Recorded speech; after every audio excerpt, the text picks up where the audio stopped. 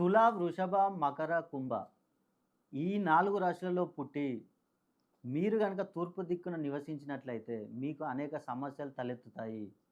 ఎందుకంటే ఈ తూర్పు అనేది సూర్యునికి సంబంధించిన నంబరు. ఒకటవ నంబరు. ఈ తుల, వృషభ రాశులకు అధిపతిని గనుక చూసుకున్నట్టయితే శుక్రుడు 6వ నంబరు. మకర, కుంభ రాశులకు అధిపతి శని 8వ నంబరు. ఈ రవి 1 నంబర్‌కి, 6వ నంబర్‌కి పడదు. అదేవిధంగా 1 నంబర్‌కి, 8వ నంబర్‌కి పడదు.